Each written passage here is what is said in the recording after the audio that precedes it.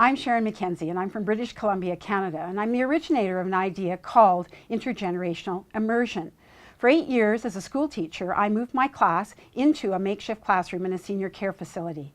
While we were there, we didn't just site share, we actually combined our curriculum, so our learning, we actually combined our volunteering and service, as well as one-on-one friendship making.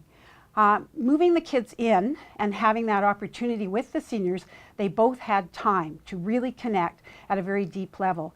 And what we found were some astounding things. Not only did they have many things in common, but the benefits to them in terms of social, emotional, physical, mental health were unbelievable for both generations. What I'd like you to see now is a clip from a movie called Whose Grandma Are You? And it gives you some insight into this project. There were a lot of retirement communities that were going up in our area, and they were walled communities.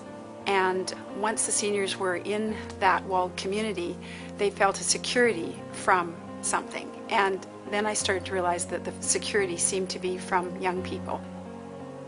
The seniors were seeing an aspect of children that I, as a teacher, didn't think was very fair. And so things that were on television and in the newspaper that would hit the headlines were never really showing children in their very best light.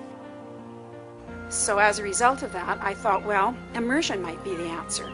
And a person who I knew well had just purchased a seniors home, and I phoned them and asked if there would be a possibility that I could bring the children over. One of the challenges of this project is taking the lives of the seniors and bringing the lives of the children and what they have as expectations from their school and so forth together, to meld them together so there's little friction and a lot of opportunities for building stronger understandings and relationships. Well, my first impression when we walked in, it was actually pretty amazing to see like the joy of some of the seniors' faces. Like their faces just lit up when they saw us. I can't watch over all the children because they're in different venues. They sometimes in pairs will go with the seniors to their rooms and do little jobs for them, or they'll go to the library, and there's absolutely no way that I can be monitoring that. Pieces of butter. If there's only one person at the table. And I don't expect to be monitoring that. I don't think that that's my job. My job is to help the children understand exactly what the expectations are, and then in that gap between what the expectations are and trying to achieve them is personal responsibility.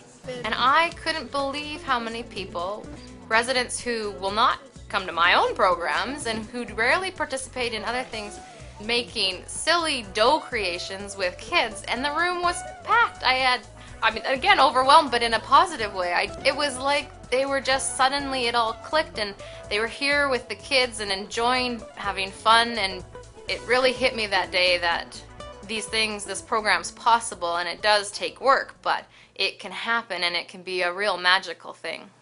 And it's nice when we get to know them, and then they write us nice notes and cards and that sort of thing, and start looking at us like we're people.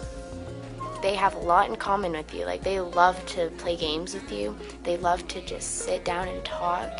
They love to knit and play the piano, and it was just the best experience. I love that activity.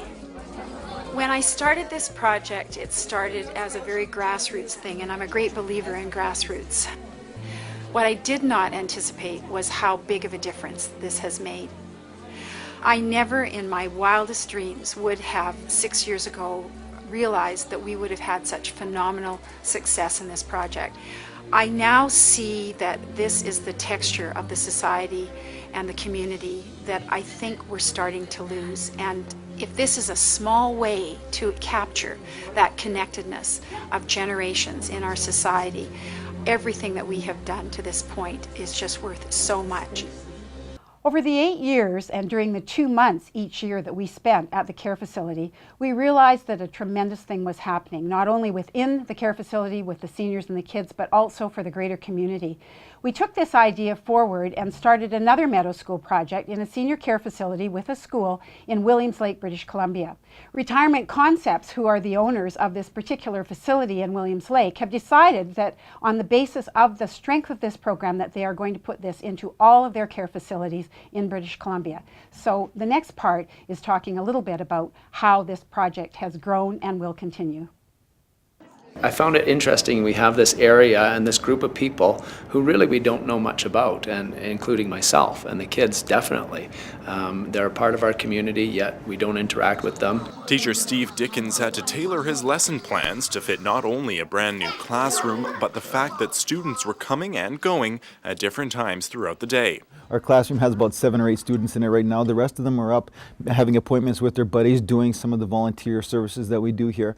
So I do have several structured times of instruction where I do have to do direct instruction for their curriculum, and that's challenging. But when kids leave the classroom to spend time with their buddies, the education doesn't stop at the door. Whether it's respect and patience or simply how to play a new game, both the seniors and the kids are learning more than they expected.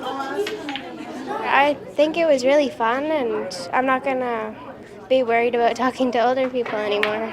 I think they're getting a world of experience, you know, communicating with seniors and getting a taste of what life was like. I had parents immediately telling me that the kids are excited. They come home and they talk positively about school. They're excited about the fact that they are meeting different people, and they look forward to it. These 4 walls around us aren't the only place that our kids can get an education.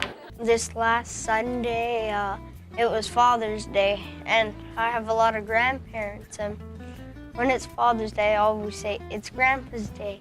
So I picked out a cake that had a tie and said Happy Father's Day, and then I came up on Sunday, gave it to Jake, and we had a big conversation. I would like to say thanks for being a good buddy. Thank you. Jake and Tyler's friendship has continued to grow since being involved in the intergenerational program in ways that were impossible to predict through a school-based educational program. The Meadow School project is based on 3 ideas. Number 1, that it is collaborative, so that seniors, the care facility, the people in the community, and the children and the education facilities all work together. Secondly, that it's fun. And the third thing, that it's simple and kept simple. And this ensures sustainability. We believe that this project is an all-age friendly project, and it could benefit any community. If you are interested, you could visit our website at i2i Intergenerational Society, and we would be pleased to give you more information. Good morning, senior friends. My name is Matthew. I think that everybody took a little bit of something from this, from the Cold Stream Meadow. Like, it's not just a seniors home, like it's a place where we can be ourselves and talk with friends. Thank you. Bye for now.